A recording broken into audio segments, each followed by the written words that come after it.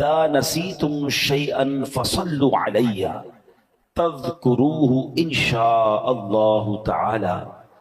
آقا فرماتے جب تم کوئی چیز بھول جاؤ تو مجھ پر درود پاک پڑھو، انشاءاللہ کریم وہ بات یاد آ جائے گی۔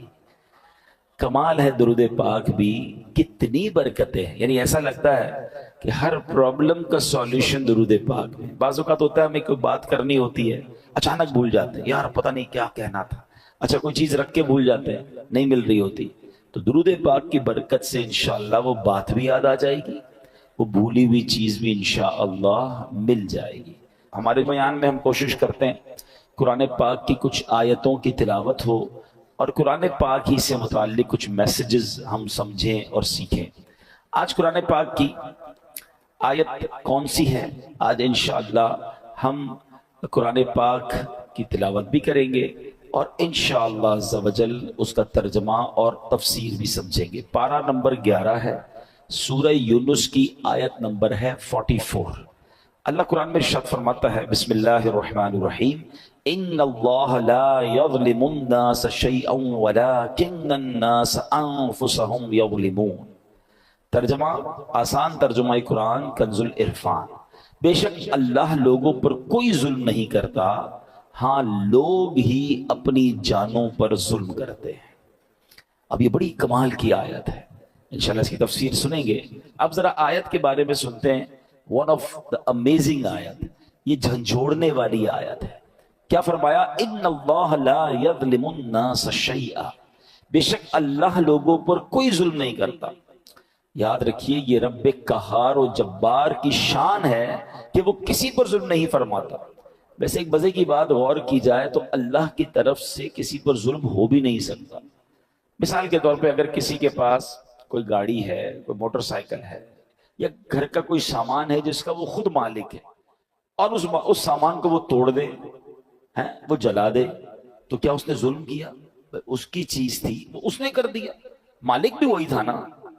تو سمجھانے کے لیے کہہ رہا ہوں، پوری دنیا کا خالق و مالک کون ہے؟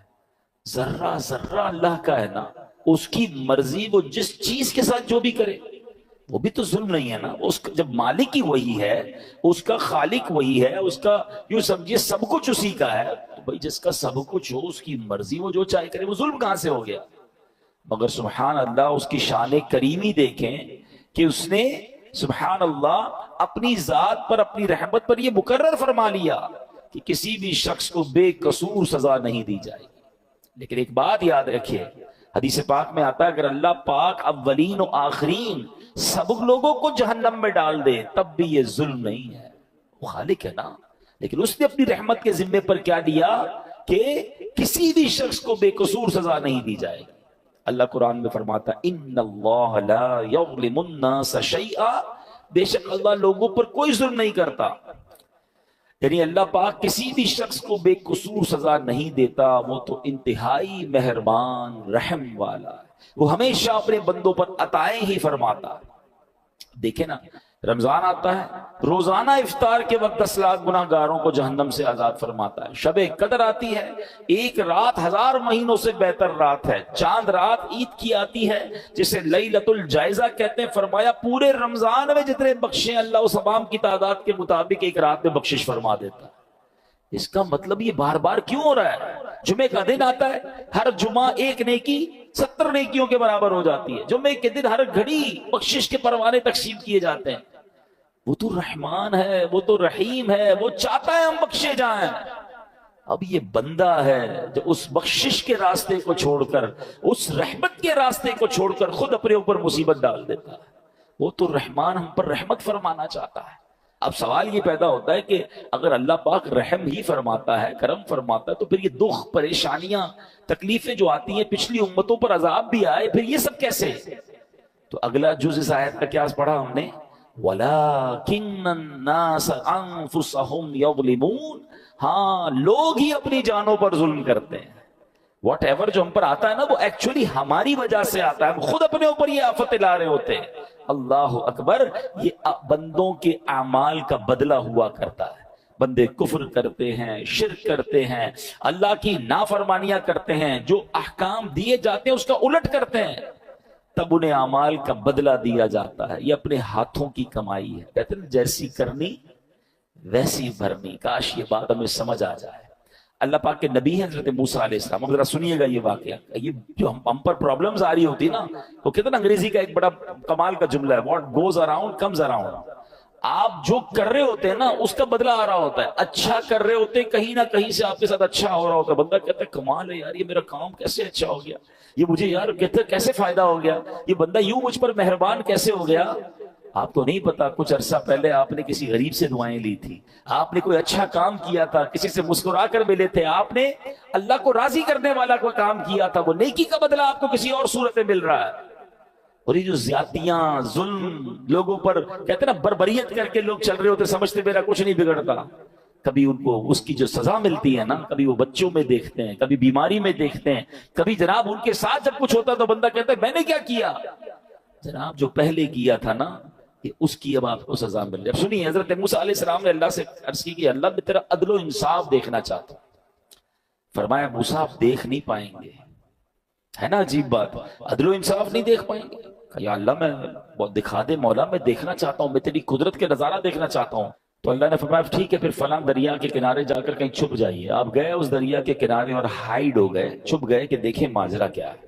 اب آپ نے دیکھا کہ تھوڑی دیر میں ایک شخص، امیر شخص آیا، گھوڑے پر سوار تھا، دریا پر آیا اور دریا کے پاس اس نے ہاتھ منہ دھویا اور اس کے پاس ایک تھیلا تھا مال سے بھرا ہوا، پیسوں سے بھرا ہوا. اس نے رکھا اور منہ ہاتھ دھویا، فریش ہوا اور گھوڑے پہ بیٹھ کے چلا گیا. اپنا وہ تھیلا جو ہے وہ دریا کے کنارے بھول گیا. ہو جاتا ہے کبھی ہم بھی کہیں جاتے ہیں تو وہ چیز اچانک بھول جاتے ہیں. اب ایک بچہ آیا، حضرت موسیٰ دیکھ رہے ہیں، بچہ آیا اور اس نے دیکھا کہ تھیلا ہے، پیسے بھرے میں، پیسے اٹھایا، وہ چلا گیا. تھوڑی دیر ہوئی تو ایک اور شخص آیا جو کہ اندھا تھا اور وہ آ کر دریا کے کنارے لیٹ گیا، آرام کرنے لگا. اب اس امیر شخص کو یاد آیا کہ میرا تو تھیلا رہ گیا تھا. وہ ڈھونڈتے ڈھونڈتے دریا پر آیا اور دیکھا ایک شخص لیٹا ہوا ہے اور آنکھیں بھی نہیں ہیں، اندھا ہے. حضرت وہ شخص کہتا ہے بھئی تم نے میرا تھیلا دیکھا ہے؟ وہ کہتا ہے حضرت میں نے کہاں سے دیکھا، میں تو اندھا ہوں. کہتا ہے سچ بتاؤ، تمہارے علاوہ کوئی نظر نہیں آ رہا، میرے بہت سارے پیسے تھے، بتاؤ کدھر ہے ورنہ جان سے مار دوں گا. وہ منتیں کرتا رہا، ریکویسٹیں کرتا رہا، وہ شخص نہیں مانا. وہ امیر شخص، اس نے اس اندھے بندے کو قتل کر دیا. حضرت موسیٰ نے کہا یا اللہ، اس اندھے نے تو کچھ کیا ہی نہیں، یہ تو لیٹا ہوا تھا، یہ تو آرام کر رہا تھا، اس نے پیسے چوری بھی نہیں کیے، اس کو قتل کر دیا گیا. اللہ اکبر. اب اللہ پاک نے وحی بھیجی. دیکھو اللہ کے راز کیا ہوتے ہیں. فرمایا اے موسیٰ یہی ہمارا انصاف ہے. معاملہ اصل میں یوں ہے کہ وہ جو بچہ تھا نا، اس کا والد اسی امیر شخص کے گھر اس پاس مزدوری کرتا تھا اور اس امیر شخص نے اس کی مزدوری دبائی ہوئی تھی، بہت عرصے سے اس کے پیسے نہیں دے رہا تھا. یہ اتنا ہی مال تھا جتنی اس کے باپ کی مزدوری ملنی تھی. ہم نے کسی اور ذریعے سے اس بچے کو وہ مزدوری پہنچا دی. اور جو بوڑھا تھا یعنی جو اندھا تھا، اس نے اپنی جوانی میں اس امیر شخص کے والد کو قتل کیا تھا. آج اس قتل کے بدلے وہ خود قتل ہو گیا. یوں مزدور کو مزدوری بھی مل گئی اور قاتل کو اس کی سزا بھی مل گئی. ہمیں نہیں پتا ہوتا کسی کے ساتھ کیا ہو رہا ہے، مگر کہیں نہ کہیں what goes around comes around. آپ جو کرتے ہو اس کا بدلہ آپ کو مل رہا ہوتا ہے. کاش یہ بات ہمیں سمجھ آ جائے. ایسا نہیں کہ کوئی بندہ ظلم کر کے کہ بھائی اس کو میں نے خود کسی اور پرانے معاملے کی سزا دے دی. یہ ہمارا کام نہیں ہے، یہ اللہ کے راز ہے. سورہ کہف پڑھے نا، سورہ کہف میں، ویسے میں بار بار کہا کرتا ہوں، Surah Kahf one of the amazing surahs of Quran ہے، اور اس میں خاص طور پہ جو 3 واقعات ہیں، کمال کے واقعات ہیں. اس سورہ کہف میں ایک واقعہ ہے نا، حضرت موسیٰ علیہ السلام اور حضرت خضر علیہ السلام سے جو ملاقات ہوئی، اس میں بڑے عجیب واقعات تھے. حضرت موسیٰ حیران ہو گئے تھے، مگر پیچھے اللہ کے راز تھے نا. ہر واقعے کے پیچھے کوئی ریزن تھا. تو ہمیں یہ سمجھنا ہوگا کہ ہمارے ساتھ جو پرابلمز ہیں، جو کلیمٹیز ہیں، جو مشکلیں ہیں، جو تنگ دستیاں ہیں، جو ذلت و رسوائی کبھی ہو جاتی ہے، بنایا کام بگڑ جاتا ہے، یہ ایکچولی کہیں نہ کہیں ہمارے اعمال کی سزا ہوتی ہے. یہ ہماری غلطیوں کا ہمیں خمیازہ بھگتنا پڑتا ہے. اللہ کسی پر ظلم نہیں کرتا، یہ بات ہمیشہ یاد رکھیے گا. مگر افسوس آج لوگ جب کوئی مشکل آئے تو معاذ اللہ کی بارگاہ میں شکوے کر رہے ہوتے ہیں، اور بعض اوقات ایسے جملے کہہ دیتے ہیں جو کفریہ جملے ہوتے ہیں. اللہ تو ہماری سنتا ہی نہیں ہے، پتہ نہیں ہمارے ساتھ ہی مشکل ہوتی ہے، ہماری تو دعا قبول ہی نہیں ہوتی ہے، پتہ نہیں کیا قصور کر دیا۔ اللہ کے بندے یہ کہہ کیسے سکتے ہو آپ اور میں کہ ہم نے قصور کیا کر دیا؟ صبح و شام قصور کر رہے ہیں، ہم تو سراپا قصور ہیں۔ سچ بات بتاؤں، اگر مجھے اور آپ کو ہمارے اعمال کی سزا ملنا شروع ہو جائے نا تو ہم تو مارے گئے۔ مجھے ایک بات بتائیں، اللہ نے آنکھیں کس لیے دی ہیں؟ کیا آنکھیں اس لیے دی کہ اس سے حرام دیکھا جائے؟ انصاف تو یہ ہوتا کہ بندہ حرام دیکھتا تو اندھا کر دیا جاتا۔ بھائی آنکھیں دی تو نہیں تھی نا اس لیے۔ آپ کیا کرتے ہیں اپنے آفس میں؟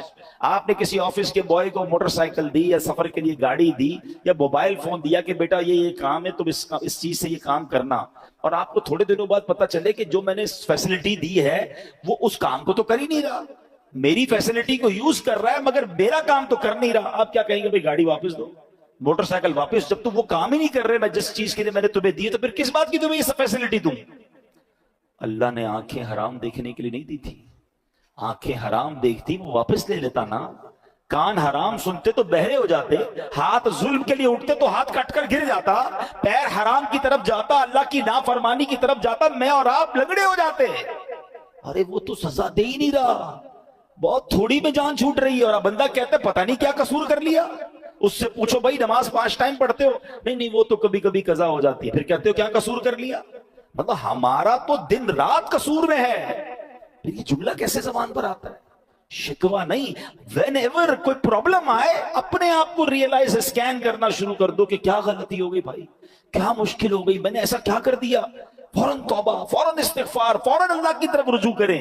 پھر دیکھیں انشاءاللہ رحمتوں کے دروازے پھر کھل جائیں گے۔ اللہ اکبر۔ ایک بار مسلمانوں کے پہلے خلیفہ حضرت ابو بکر صدیق رضی اللہ تعالیٰ عنہ نے بارگاہ رسالت میں عرض کی، اللہ پاک قرآن میں فرماتا ہے جو کوئی برائی کرے گا اسے اس کا بدلہ دیا جائے گا۔ حضرت ابو بکر نے کہا حضور ذرا یہ آیت کے بارے میں بتائیں، اس کا مطلب کیا ہے؟ تو نبی پاک نے فرمایا غفر اللہ لکا یا ابا بکر، اے ابو بکر اللہ پاک تیری بخشش فرمائے۔ اے ابو بکر کیا لوگ بیمار نہیں ہوتے؟ کیا انہیں رنج نہیں پہنچتا؟ کیا وہ غمگین نہیں ہوتے؟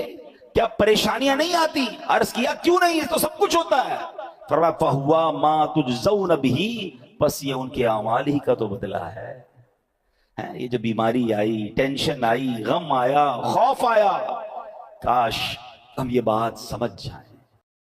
کیا حدیث پاک ہے، نبی پاک علیہ الصلوۃ والسلام فرماتے ہیں البر لا یبلا، نیکی کبھی پرانی نہیں ہوتی، والذنب لا ینسا، گناہ بھلایا نہیں جاتا، والدیان لا یموت، اور بدلہ دینے والی ذات یعنی جس نے ڈیسیشن کرنا ہے، جس نے اعمال کا فیصلہ کرنا ہے، اسے موت نہیں آتی۔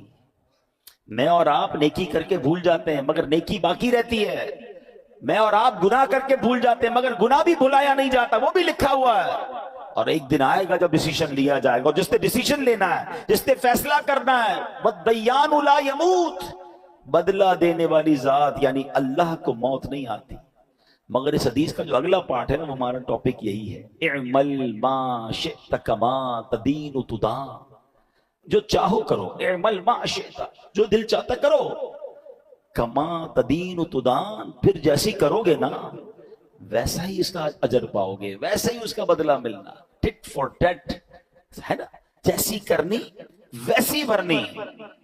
وہ کہتے ہیں نا فارسی شاعر، گندم ز گندم جو ز جو، از مکافات عمل غافل مشو، کہتے ہیں گندم بیج کر گندم ہی کاٹو گے، جو جب ڈالو گے بیج تو جو ہی کاٹو گے۔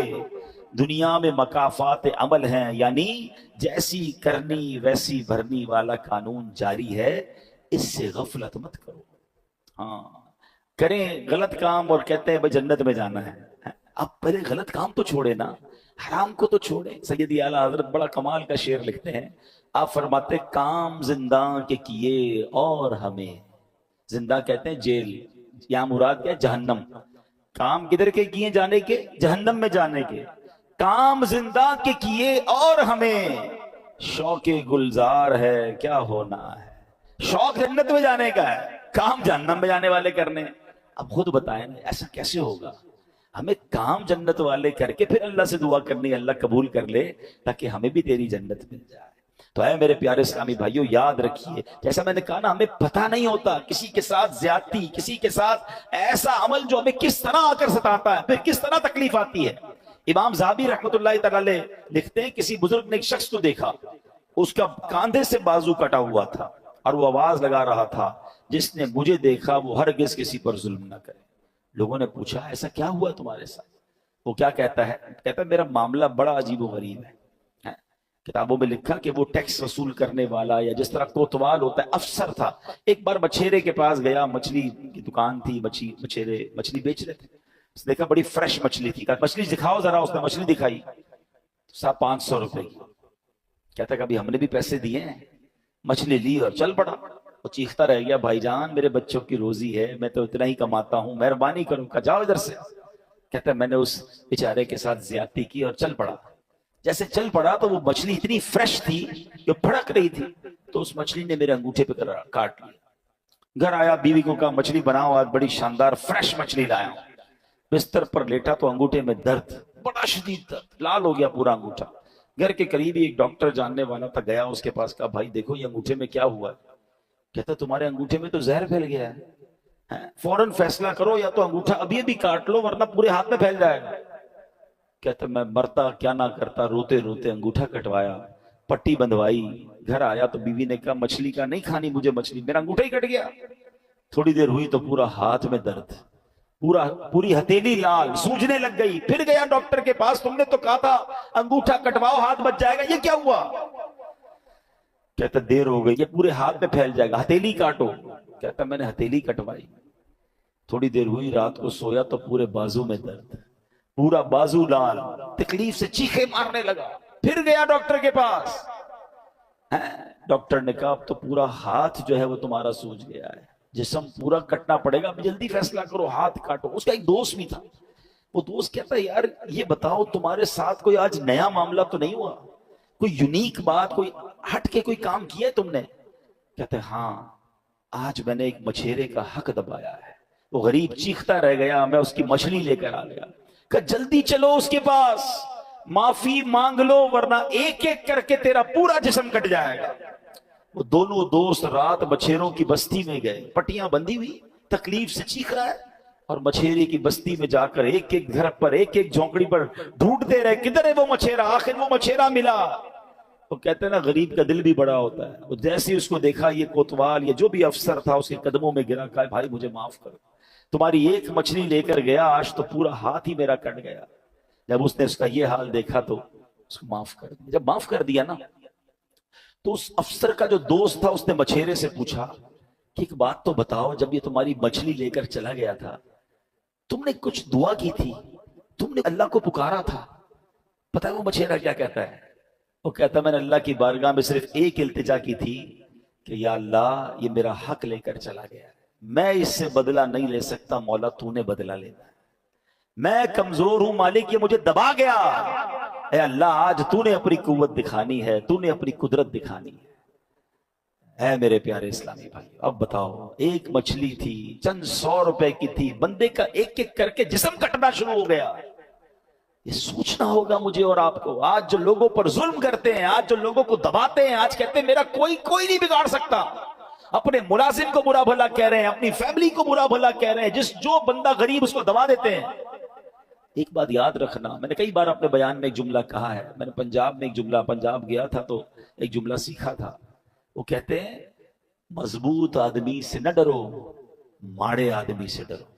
اچھا مجھے اس وقت تک ماڑے کا مطلب بھی نہیں پتا، میں نے کہا ماڑا کس کو کہتے ماڑا کہتے کمزور کو۔ تو میں نے کہا یہ کیوں کہہ رہے ہیں آپ، مضبوط آدمی سے نہ ڈرو کمزور سے ڈرو؟ وہ کہتے مضبوط تو اپنا بدلہ تم سے خود لے لے گا، جو ماڑا ہوگا نا کمزور، وہ اللہ کی بارگاہ میں فریاد کرے گا، اور پھر اللہ جب اس کا بدلہ لے گا نا، جب وہ اس ظلم کا تمہارے ساتھ حساب فرمائے گا، پھر ظالم کو چھپنے کی جگہ نہیں ملے گی۔ ایک بات یاد رکھا کرے، جو لوگ یہ کہتے ہوتے ہیں نا میرا کوئی کچھ نہیں بگاڑ سکتا، واقعی وہ تمہارے ساتھ کچھ نہیں کر سکتا، مظلوم غریب بیچارہ وہ کیا کر لے گا، مگر اس کے پاس ایک راستہ ہے، وہ اللہ کو پکارتا ہے، اور جب دل سے پکار جاتی ہے نا مظلوم کی تو پھر ظالم بچتا نہیں۔ تو اے میرے پیارے اسلامی بھائی، آج جو ہم قرآن کی آیت سن رہے ہیں اور سمجھ رہے ہیں، اس کا مطلب یاد رکھیے گا کہ اللہ کسی پر ظلم نہیں کرتا، بندے ہی اپنے اعمال کی وجہ سے اپنا بیڑا غرق کرتے ہیں، اپنے اوپر سمجھنے آفتوں کو لے کر آتے ہیں۔ کاش یہ بات ہمیں سمجھ آ جائے۔ اے میرے پیارے اسلامی بھائیوں، پچھلی قوموں کو قرآن پڑھے تو پتہ چلے نا۔ پچھلی قوموں کا ذکر بڑا بریفلی قرآن میں ہوا، بڑا واضح ہوا۔ قوم عاد پر سخت آندھی کا عذاب آیا جس نے انہیں کھائے ہوئے بھوسے کی طرح ملیا میٹ کر دیا۔ سبب کیا تھا؟ ان کے گناہ تھے۔ قوم سمود پر شدید زلزلے کا عذاب آیا جس نے انہیں ہمیشہ کے لیے فنا کے گھاٹ اتار دیا، اس کا سبب بھی ان کے گناہ تھے۔ نمرود پر مچھروں کا عذاب بھیجا گیا، اس کا سبب کیا تھا؟ خدائی کا دعویٰ تھا نا، اللہ کی نافرمانی تھی۔ فرعون کے ساتھ کیا ہوا؟ کر و فر، اللہ نے کتنا دیا اسے؟ اللہ کو ناراض کیا، اللہ نے پانی میں غرق کر دیا، دریا میں غرق کر دیا۔ قارون کے پاس کتنا خزانہ تھا، دنیا میں کس کے پاس اتنا خزانہ ہے؟ قرآن کہتا ہے اس کے خزانوں کی چابیاں پوری ایک جماعت اٹھاتی تھی، یعنی اونٹوں کی قطاریں ہوتی تھی جو قارون کے خزانہ نہیں اٹھاتی تھی، اس کے خزانوں کی چابیاں اٹھاتی تھی۔ نافرمانی کی، زکوٰۃ سے انکار کیا، اللہ کے فیصلوں کے خلاف چلا، خزانے سمیت دھسا دیا گیا۔ یہ سارے واقعات قرآن میں موجود ہیں جو پکار کر کہہ رہے ہیں کہ رب کو ناراض مت کر بیٹھنا ورنہ پھر بربادی ہے۔ اللہ اکبر۔ امام حسن بصری رحمۃ اللہ تعالی فرمایا کرتے تھے، اے ابن آدم تیری ہلاکت ہو، کیا تو اللہ پاک سے مقابلہ کرنا چاہتا ہے؟ اللہ سے مقابلہ کون کر سکتا ہے؟ فرمایا ہاں، جس نے اللہ پاک کی نافرمانی کی گویا اس نے اللہ پاک سے جنگ کی، اور اللہ پاک سے جنگ کا نتیجہ کیا ہے؟ تباہی اور بربادی۔ اے میرے پیارے اسلامی بھائی، گناہوں سے توبہ کر لیجئے، جو ہو گیا اس سے معافی مانگ لو، وہ بڑا کریم ہے، وہ معاف فرمانے والا۔ آخری نبی علیہ السلام فرماتے، آقا فرماتے ہر آدمی سے خطا ہو جاتی ہے اور بہترین خطا کار وہ ہے جو توبہ کر لے۔ توبہ کرنا، کہتے نا گناہ عادت بن جائے تو توبہ کو دستور بنا لو۔ جیسے ہی گناہ ہونا فوراً نیکی کرنا شروع کر دے، استغفار کرنا شروع کر دے، توبہ کرنا شروع کر دے، تو انشاءاللہ اللہ نے چاہا تو وہ گناہ کی جو نحوست ہے وہ ختم ہو جائے گی۔ اے میرے پیارے اسلامی بھائیوں، ایک بار حضرت عیسیٰ علیہ السلام کے ساتھ کچھ لوگ اپنے حواریوں کے ساتھ، اپنے دوستوں کے ساتھ، ساتھیوں کے ساتھ تشریف فرما تھے۔ ایک بہت ہی خوبصورت حسین و جمیل پرندہ آیا اور آپ کے سامنے زمین پر لوٹ پوٹ ہونے لگ گیا۔ اس نے اپنے آپ کو زمین پر اتنا رگڑا کہ اس کی خال اتر گئی۔ اب وہ سرخ، گنجا اور بدصورت دکھنے لگا۔ پھر وہ پرندہ کیچڑ میں گیا، اس میں لوٹ پوٹ ہونے لگا تو کیچڑ میں گندا بھی بڑا ہو گیا۔ اور اس کے بعد اس پرندے نے ایک پانی کے تالاب میں چھلانگ لگائی۔ جب وہاں سے باہر نکلانا تو صاف ستھرا بھی ہو گیا، نئی خال بھی آ گئی، پہلے جیسا خوبصورت بھی ہو گیا۔ حضرت عیسیٰ علیہ السلام نے جب یہ دیکھا تو اپنے حواریوں سے فرمایا کہ یہ پرندہ تمہاری طرف نشانی بنا کر بھیجا گیا، اٹ از سائن۔ اور فرمایا یہ جو مومن کی مثال ہے نا، مومن جب گناہ کرتا ہے تو گندا ہو جاتا ہے، گرد لگ جاتی ہے، کیچڑ لگ جاتی ہے، اور جب وہ توبہ کرتا ہے تو گناہوں کی سیاہی ایسے دور ہو جاتی ہے کہ وہ پہلے جیسا حسین و جمیل ہو جاتا ہے۔ تو یہ بات یاد رکھیے، جیسے ہی گناہ ہو جائے نا فوراً اللہ کی طرف رجوع، اے اللہ معاف کر دے، اے پروردگار ہو گئی مسٹیک، اب نہیں کروں گا مالک۔ تو اللہ کو توبہ کرنے والا بڑا پسند ہے، اور جب توبہ کرنی ہے اس وقت یہ ارادہ نہ ہو کہ دوبارہ بھی گناہ کروں گا، پلان وہی ہے، پھر توبہ نہیں ہے۔ الندم التوبہ، حدیث کے الفاظ ہے شرمندگی ہی توبہ ہے۔ بندہ پہلے شیم فیل کرے، پھر اس سے وعدہ کرے کہ مولا اب نہیں کروں گا، اور پھر اللہ سے کہے مولا توبہ پر استقامت بھی تو نے دینی ہے، پھر وہ کریم معاف کرنے والا ہے۔ تو اے میرے پیارے اسلامی بھائیوں، ان اللہ یحب التوابین، اللہ قرآن میں فرماتا ہے بے شک اللہ بہت توبہ کرنے والوں سے محبت فرماتا ہے۔ تو ہمیں توبہ کرتے رہنا چاہیے، بلکہ ہو سکے تو صلاۃ التوبہ کی عادت ڈالیں۔ روزانہ رات سونے سے پہلے، ہم گناہگار ہیں، ہم سے ہو جاتی ہیں خطائیں، تو 2 رکعت صلاۃ التوبہ پڑھ لیا کریں۔ اس کا طریقہ کیا ہے کہ رات کو یا دن میں بھی پڑھیں تو مکروہ وقت نہ ہو، 2 رکعت اس طرح صلاۃ التوبہ پڑھیں کہ اس نیت کے ساتھ 2 رکعتیں پڑھیں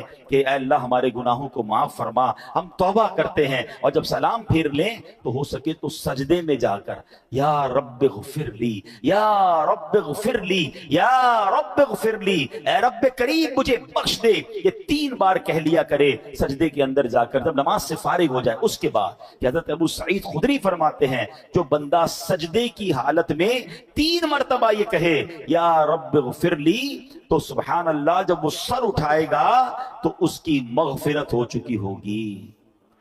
تو اے میرے پیارے اسلامی بھائیوں، توبہ کریں، توبہ اللہ کو بڑی پسند ہے، آج سے توبہ اپنا دستور بنا لیں۔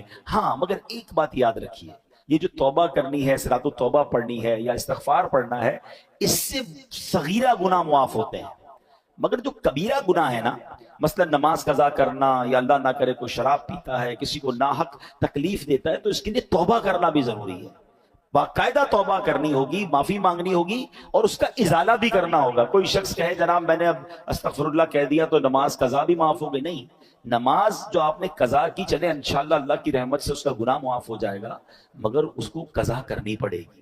کسی پر زیادتی کی ہے، کوئی مال دبا لیا ہے، اسے لوٹانا ہوگا۔ ہاں اللہ کریم اپنی رحمت سے اس غلطی سے جو گناہ ہوا وہ معاف فرمانے والا ہے، تو توبہ بھی کرنی ہے۔ آج کے بعد ایک نیت کرنے کہ بس آج کے بعد ہماری کوئی نماز قضا نہیں، آج کے بعد ہم حرام کاموں سے اپنے آپ کو بچائیں گے، چلے تو صحیح اللہ کے راستے کی طرف ہے۔ اعمل ما شئت کما تدین تدان، کر لے جو کرنا ہے، جیسی کرے گا ویسی بھرے گا، سنی نا حدیث؟ تو اب انشاءاللہ جنت میں جانے والے کام کریں نا۔ اگر کسی سے زیادتی کر بیٹھے تو معافی مانگ لیں، غلطی ہو گئی ہے تو توبہ کر لیں، میرا رب بڑا کریم ہے، وہ